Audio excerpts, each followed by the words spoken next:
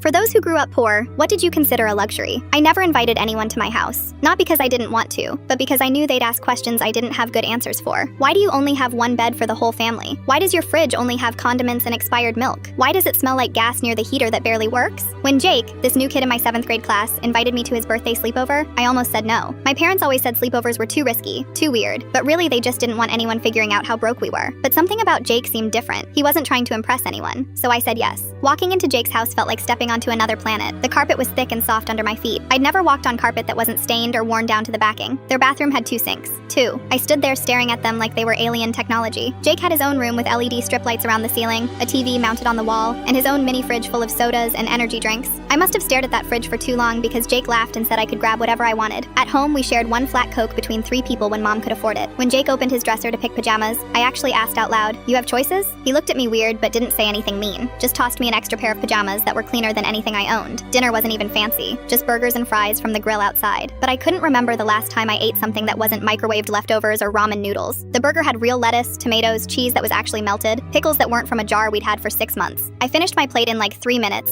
and then just sat there, not sure if asking for more would be rude. Jake's mom noticed and said, "Want another one? There's plenty." I nodded so fast I probably looked desperate. When we went to sleep, Jake gave me my own blanket, my own pillow. I didn't even know how to act. At home, me and my little brother shared a twin mattress on the floor, switching sides every night because one side was closer to the broken heater that made this horrible rattling noise. I couldn't fall asleep for hours, not because I was uncomfortable, but because everything was too comfortable, too quiet, too warm, too safe. That's when it hit me that the biggest luxury wasn't the food or the room or even having my own space. It was peace. Just pure, simple peace. The next morning, Jake's mom made pancakes from scratch. Not the boxed mix we sometimes got on birthdays, but real pancakes with syrup that wasn't corn syrup in a fake maple bottle. She asked if I wanted chocolate chips in mine. I said yes, even though I'd never had chocolate chip pancakes before. I didn't tell Jake the truth about my house, but when his mom drove me home and I saw him looking at our apartment building with its busted front door and the smell of cigarettes in the hallway, I felt ashamed. Not of my family, but of the whole situation we couldn't control. Before I got out of the car, Jake asked if I wanted to hang out again next weekend. Not at his house, just at the park or something. I realized he wasn't being nice because he felt sorry for me. He just liked hanging out. That sleepover changed something in me. I started working harder in school, not because I wanted to get rich or anything dramatic like that, but because I wanted to feel that peace again. I wanted a life where I didn't have to worry about whether the power would get shut off or whether we'd have enough food for the week. Now I'm in college, and I have my own dorm room, my own bed, my own desk, my own mini fridge.